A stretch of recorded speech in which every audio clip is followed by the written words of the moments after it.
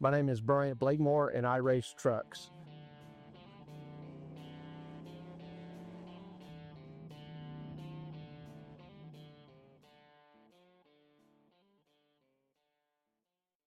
I live here in Lubbock, Texas. I'm originally from down by South Padre Island, Texas, down in the Rio Grande Valley. I'm 39 years old and I've been chasing adventure my whole life. Before getting into off-road racing, I used to cowboy for a living and earned my way through college doing that. After that, I started working in oil and gas where I drill horizontal oil wells for a living. I've been doing that for about 20 years. And about 10 years ago, I finally decided to chase my life's passion and get into off-road racing. I raced Class 8. I also just started racing road course endurance racing in a former Craftsman Series NASCAR truck that's Mopar bodied and LS powered for now. And, I've spent my whole life chasing this dream. In 2017, I was able to cross off the very top of my bucket list by racing the Nora Mexican 1000 in my own truck. During that same time period in 2015, I started an off-road racing series here in Texas because I believe in this sport, and I believe in this sport belonging to Texas, and Texas providing an opportunity for everybody, not just for us to build race cars, but for us to have a place to race cars. My primary race vehicle is this Class 8 Dodge that's here behind me. It's a 2003 Dodge Ram 2500. This is the vehicle that started everything for me. Back in 2015, I sold a 1,000 horsepower compound turboed Cummins street truck, had a little cash in my pocket, called up a couple buddies and said, hey, do y'all want to go race Baja? And I knew they had the means to do so, time and financially. And they were like, oh, yeah, let's do that. So we started shopping for a truck, got on Race Desert, made some posts. We said, we're in Texas, we're a new race team. We want to buy a vehicle that's already ready to race. It could use prep, but we wanted one that had a cage and it was race legal and had already done some things. And we told everybody as we were shopping, we're from Texas, so we want a pickup truck and we want a V8. And those are our requirements. And we need to keep it under about $25,000. And most people laughed at us as they do whenever I bring up any idea of mine. So we started shopping and looking. We saw a few options. Nothing really stood out to us until I was coming back from pre-running one of my off-road race courses out in far west Texas by El Paso for my race series. And one of my partners in the truck sent me a message with a link, and he said, hey, have you seen this? And he said, I figured if you had seen this, you probably would have said something. So I looked at the link, and there it was, a 2003 Dodge Ram 2500 4x4 Hemi powered truck that had already raced the Score Baja 1000 3 or 4 times. And I was like, that's incredible. That's exactly what we're looking for. Pickup truck, V8, four-wheel drive on a platform that all three of us were familiar with. We'd all owned versions of this truck. And I looked at the price, and it was sitting at about 25 or 30 grand. What I didn't notice, though, that I caught later on was that was 25 or 30 grand Canadian dollars. That truck was up in Canada, and I immediately converted that into US dollars, and we were at our $20,000 goal. And I called them up immediately and said, hey, I want this truck. I've imported race cars into the United States before in a past life, in my diesel performance life. I know it's going to take a while, about 3 months for me to do the paperwork. What do I need to do to save it? And the owner asked me what I was going to do with the truck, and I said, we're taking it to Baja.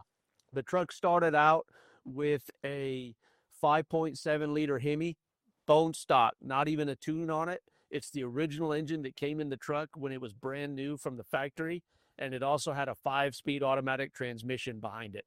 We raced it like that from 2015 until 2022 or 23. Yeah, till 23. It raced in Baja that way. It raced a full season in Texas in 2 different series. It raced the Mint 400 twice like that, and did some other events with that setup. At the end of the 2021 Mint 400, I noticed that the truck was very anemic, and it had no power, and I was not happy with the way it was driving. So the decision was made to by that time my partners had kind of moved on from off-road racing, so I was doing everything on my own, and I decided that I wanted to swap out the transmission for the 8HP 70, which is that's what's in a lot of the half-ton Mopar stuff now, and it's an excellent transmission. As those plans developed, on my way home from the Mint, I got a call and said, "Hey, stop by Scog and Dickey here at their Mopar dealer and go talk to this guy and see what they have to say." So I went in to talk to them, and they asked me if I wanted more power, and who doesn't want more power? And I said, "Sure, but I'm not sure what that looks like and everything." And they said, "Well, we'll put an engine in it for you."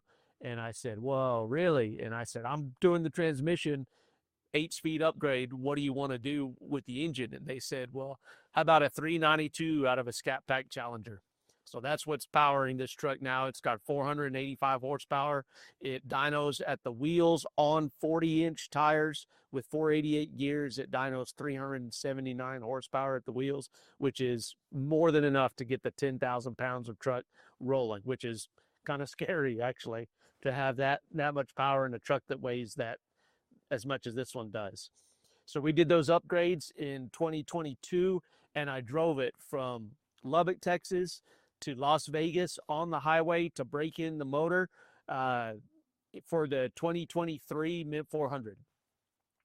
During that time, we'd also upgraded to 40-inch tires, which means we had to do some clearancing and some things of that nature. But again, this motor is stock. It has a stock cam, no tune, stock transmission, 8HP 70 that is sequentially shifted, and runs through a stock transfer case and stock drive shafts into stock axles that are geared 488.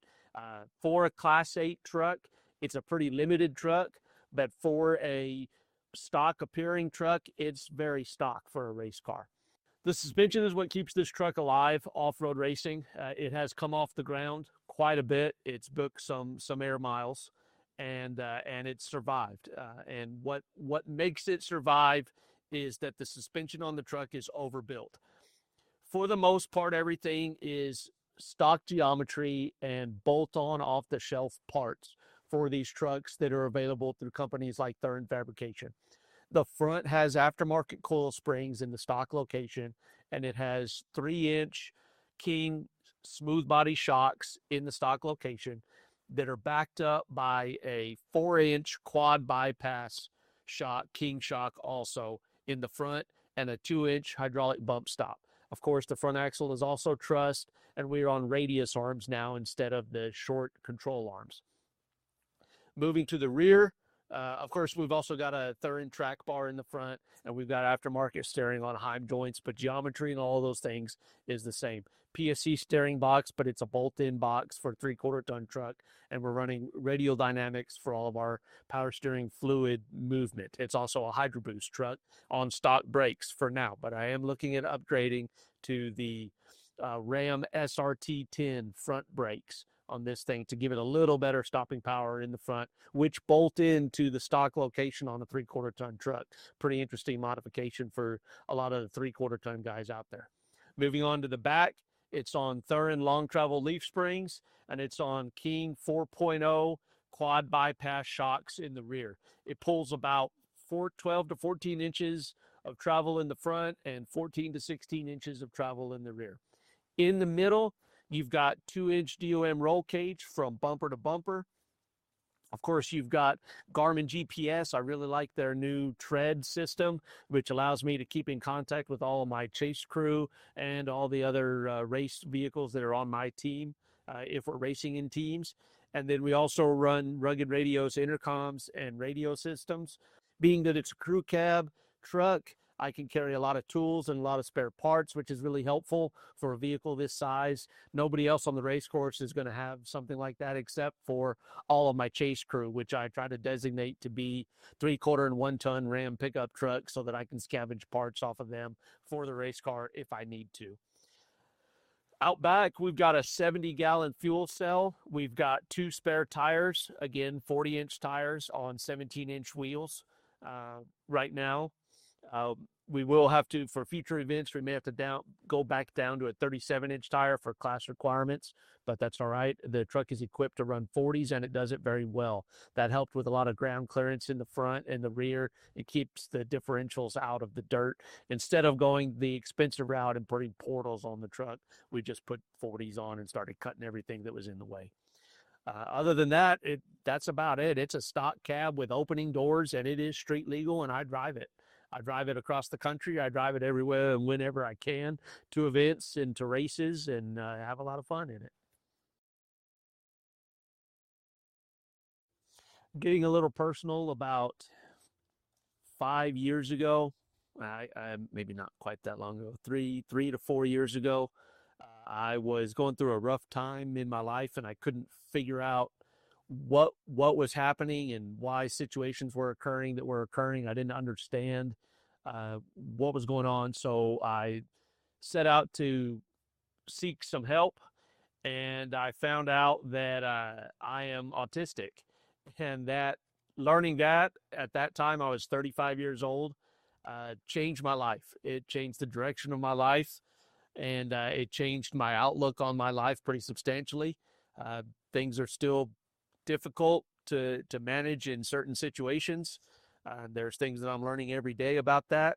But knowing that and the relief that I received from learning that about myself pushed me to find an outlet and use the resources that are available to me to do something good for the community. At that time, I immediately thought about how I can be of service to other people. You know, what do I do that's unique, and how can it be utilized to help others and to provide inspiration, and any other way I can be useful. And I was fortunate that living here in Lubbock, Texas, we have Texas Tech University, and a small part of Texas Tech University is the Burkhart Center for Autism Education and Research. I was fortunate to learn about them almost immediately after my diagnosis, and I had a chat with them, and I said, I don't know what I can do to help, but I just found out that I am on the spectrum and I'm part of this community, and it is part of me and always has been, and I want to be useful to other people. I said, I have a race car. I race.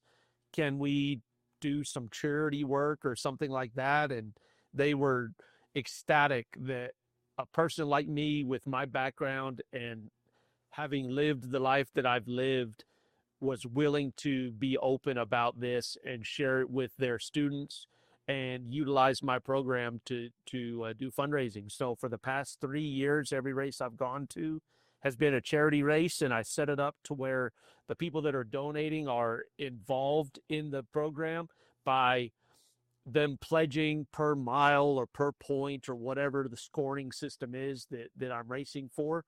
And through their help and my race program, we've raised almost right around $36,000 for the Burkhart Center, and all that money goes directly to them, and it helps fund their transition academy, which gives their students oftentimes their very first employment check ever, and the money that we've raised through racing funds that program and helps keep it alive and keep it going.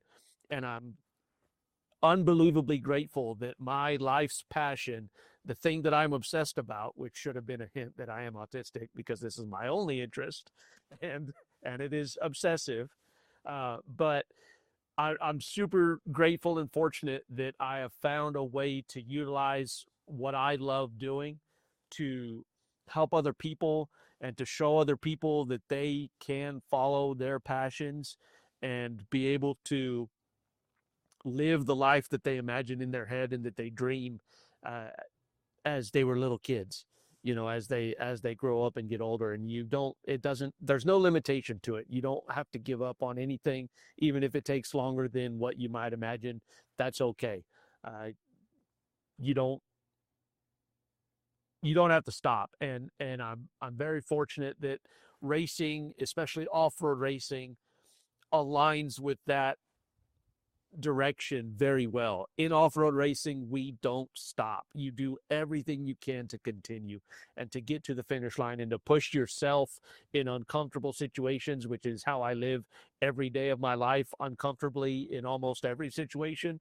That's part of what I have to deal with now and what a lot of other people deal with. But it's through my racing that I've been able to find the gumption to continue, and being able to show that to others and raise a bunch of money for them as well has been one of the most rewarding things about my race program, aside from my own personal zen that I get while I'm involved in it. And I can't be any more thankful for the opportunities that I have in my life to be able to do all of these things. If this story has touched you in any kind of way and you feel the need to help, there's always places to do it. Feel free to reach out and get a hold of us over here, and we'd be more than happy to work with you on anything.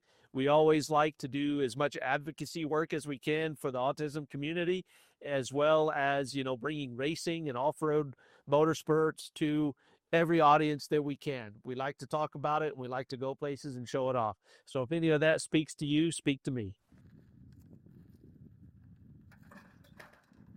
I want to say thank you to all my partners: BFG Tires, Raceline Wheels, Rugged Radios, Baja Designs, Third Fabrication, Scoggin Dickey Park Center. I want to say thank you to them for helping me make this dream possible. I want to say thank you to all of my pit crew and my volunteers and my chase teams that come with me to all my races. I've got a great group of guys that help me out in the pits, and they come help me prep the truck and then help me out at the races. And I want to say thank you to all of you for supporting what I'm doing and supporting the Burkhart Center and all the things that we keep doing with this race program. We're going to keep going at it all through the future.